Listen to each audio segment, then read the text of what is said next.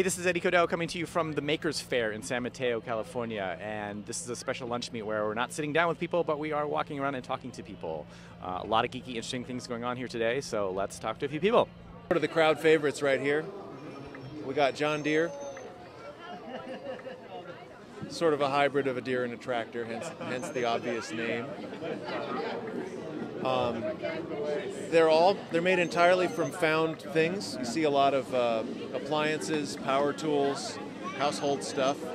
This one's made from a floor polisher, some old pop rivet guns. These are coffee table legs that make up the frame. Golf caddy wheels. I spend a lot of time scrounging parts, polishing them up, cutting them into pieces, welding them back together, and these are the results. This one here is called Eureka. He's experiencing a moment of clarity, which you can witness through the open brain cavity. From a typewriter, people keep giving me the trade name for them. I keep forgetting it. It's Selectone, Select something or another. Honda motorcycle engine. The neck is part of a photograph enlarger. This was just a wall clock. What's the back piece? Oh, clock. Used to hang on the wall. I didn't really do anything to it except take the clock out. Right. Very cool. Full-time radio? Oh yeah, it was a record player radio combination. Well past its use, you know, quite dead. I get a lot of heat from collectors sometimes who are angry that I've, ruined something that they like to collect, but I have to point out that almost everything I find is usually very long gone before I take it apart. So anybody who's angry at me, know this. This is Cyclopsical. He's the predecessor of John Deere in that it's another seated figure doing a pedal-operated vehicle. Same rules apply. His body is made from the handle of a big angle grinder. You have meat grinder handle cranks here. This is, yeah, you would, the crank that you would turn. The meat grinder wound up as the headlight for my bike over here.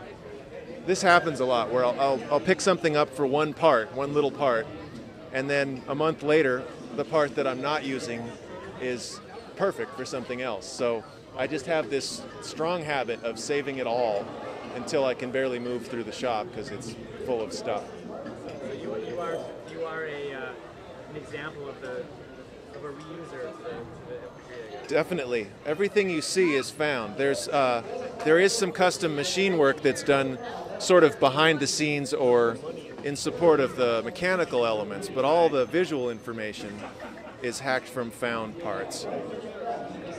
For some reason, the thing I use more than anything else is vacuum cleaner parts. Old Kirby's. Right. They're very round and shiny. I owe a lot to whoever designed those. Yeah, right now I have it on constant, but most of the newer pieces will have a single push start with a time mechanism so that they run and then they stop on their own because people don't understand how to turn things off, I've learned. This is sort of part of a series of sport utility vehicles for insects. You see there's a bug of some kind. It has a long Latin name, which I can't remember. But I'm sort of fascinated about how hardy insects are and how robot-like they are already. So I thought it would be fun to give them a little extra advantage and give them,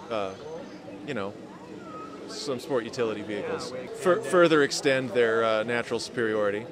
That's the kinky sort of shoe mirror to look up the skirt, because I liked the mechanism once it was finished and didn't like that you couldn't see it. So this is Mermanatee, formerly known as the world's ugliest mermaid, who's a little uglier now because she seems to be in a permanent wink from the wear and tear of the weekend here.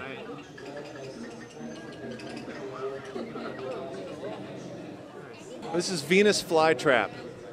I found these matching heat lamps that reminded me of clamshells. So I wanted to do this sort of nod to the Venus de Milo sort of archetype of beauty. But she came out looking a little trashy, frankly.